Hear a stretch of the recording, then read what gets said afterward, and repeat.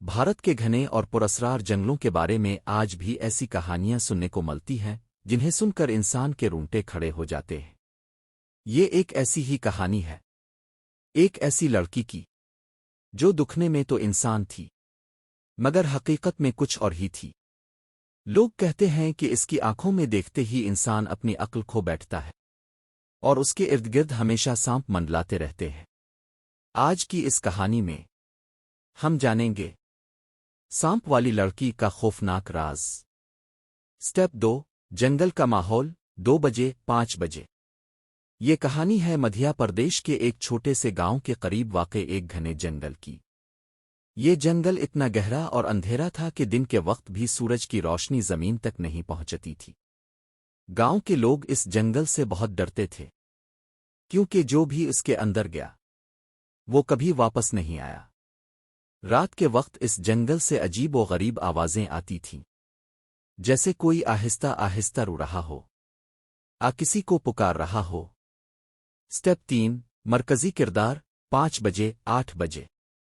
اسی گاؤں میں ایک نوجوان لڑکا رہتا تھا جس کا نام روی تھا۔ روی شہر میں پڑھتا تھا اور کافی سمجھدار اور بہادر تھا۔ وہ ان سب کہانیوں کو محض افواہ سمجھتا تھا۔ ایک دن اس نے فیصلہ کیا کہ وہ خود اس جنگل میں جا کر حقیقت معلوم کرے گا۔ سٹیپ 4، وارننگ، 8 بجے 10 بجے۔ جب روی جنگل کی طرف جانے لگا تو گاؤں کے ایک بوڑھے شخص نے اسے روک لیا۔ اس نے کہا، بیٹا، اس جنگل میں مت جانا، وہاں موت رہتی ہے۔ سانپ والی لڑکی۔ مگر روی ہنس پڑا اور بولا، یہ سب کہانیاں ہیں بابا، میں حقیقت دیکھ کر آؤں گا۔ اور وہ بغیر کسی خوف کے جنگل میں داخل ہو گیا۔ سٹیپ 5، جنگل میں داخلہ، 10 بجے 13 بجے۔ جیسے ہی روی جنگل کے اندر گیا اسے ایک عجیب سا احساس ہونے لگا۔ ہوا تیز چل رہی تھی، درخت ہل رہے تھے اور ہر طرف سنوٹا چھایا ہوا تھا۔ اس کے ہاتھ میں موجود ٹارچ کبھی جلتی کبھی بجھ جاتی، جیسے کوئی اندیکھی طاقت اسے آگے بڑھنے سے روک رہی ہو۔ سٹیپ 6، پہلی آواز، 13 بجے 16 بجے۔ اچانک روی کو کسی لڑکی کی آواز سنائی دی، کوئی ہے، میری مدد کرو۔ روی چونک گیا اور آواز کی طرف بڑھنے لگا۔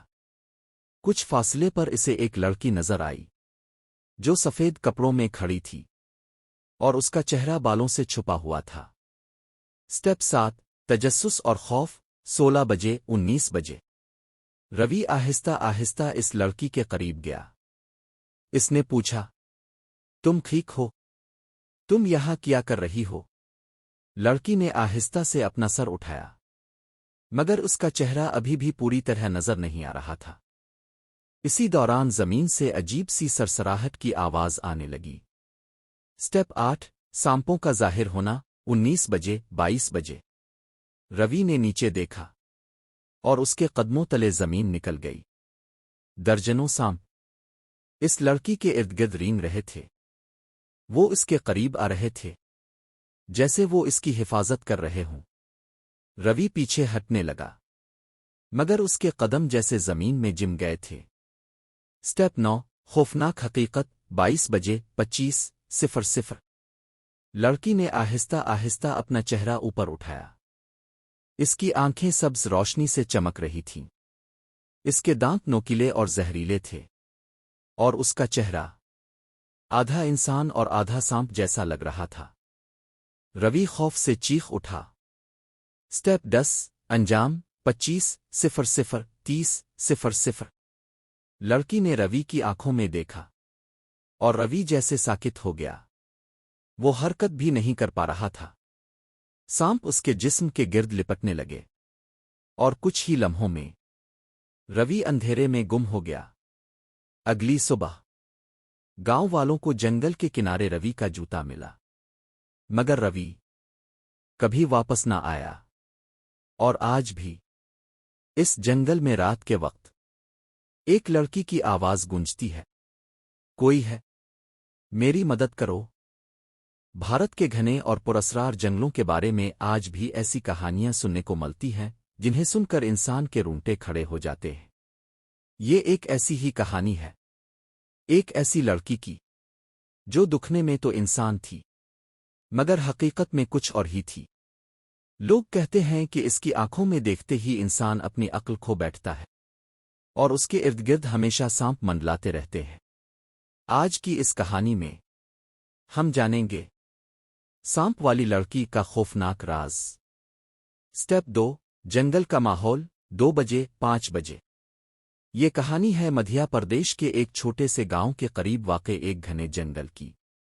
ये जंगल इतना गहरा और अंधेरा था कि दिन के वक्त भी सूरज की रोशनी जमीन तक नहीं पहुंचती थी।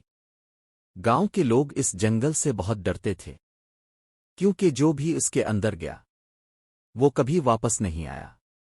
रात के वक्त इस जंगल से अजीब व गरीब आवाजें आती थीं, जैसे कोई आहिस्ता आहिस्ता रो रहा हो, किसी को पुकार रहा हो। स्टेप 3, मरकजी किरदार। 5 बजे 8 बजे। इसी गांव में एक नौजवान लड़का रहता था जिसका नाम रवि था। रवि शहर में पढ़ता था और काफी समझदार और बहादुर था। वो उन सब कहानियों को महज अफवाह समझता था। एक दिन इसने फैसला किया कि वो खुद इस जंगल में जाकर हकीकत मालूम करेगा। Step 4, warning. 8 बजे 10 बजे। जब रवि जंगल की तरफ जाने लगा तो गांव के एक बूढ़े शख्स ने इसे रोक लिया। इसने कहा, बेटा, इस जंगल में मत जाना, वहां मौत रहती है। सांप वाली लड़की। मगर रवि हंस पड़ा और बोला, ये सब कहानियां हैं बाबा, मैं हकीकत देखकर आऊंगा। और वो बगैर किसी खौफ के जंगल में दाखिल हो गया। स्टेप 5, जंगल में दाखिला। 10 बजे 13 बजे। जैसे ही रवि जंगल के अंदर गया, इसे एक अजीब सा एहसास होने लगा।